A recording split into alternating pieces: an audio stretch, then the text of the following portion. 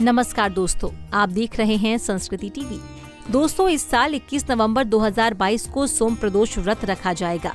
सोम प्रदोष व्रत में कथा का श्रवण अवश्य करना चाहिए।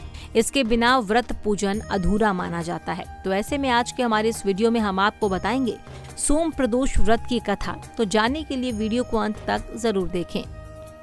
सोम प्रदोष व्रत कथा कहानी कुछ इस प्रकार है कि एक नगर में ब्राह्मणी रहती थी। उसके पति का देहांत हो गया था। उसका अब कोई करता धरता नहीं था, इसीलिए सुबह होते ही वो अपने बेटे के साथ भीख मांगने निकल पड़ती थी। भिक्षा मांगने से ही वो खुद और अपने बेटे का पेट पालती थी।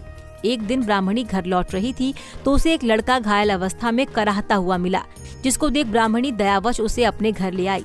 बता दें कि वो लड़का विदर्भ का राजकुमार था। शत्रु सैनिकों ने उसके राज्य पर आक्रमण कर उसके पिता को बंदी बना लिया था और राज्य पर नियंत्रण कर लिया था, इसीलिए इधर उधर भटक रहा था।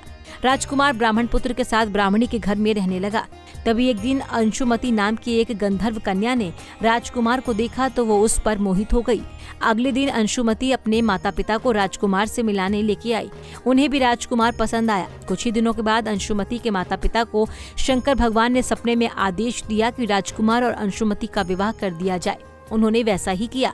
बताते चले कि ब्राह्मणी प्रदोष व्रत करती थी। उसके व्रत के प्रभाव और गंधर्व राज की सेना की सहायता से राजकुमार ने विदर्भ से शत्रुओं को खदेड़ दिया और पिता के राज्य को पुनः प्राप्त कर आनंद पूर्वक रहने लगा। राजकुमार ने ब्राह्मण पुत्र को अपना प्रधानमंत्री बनाया।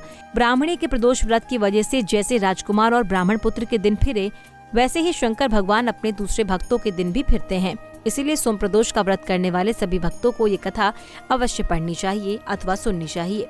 उम्मीद करते हैं दोस्तों आपको ये जानकारी पसंद आई होगी।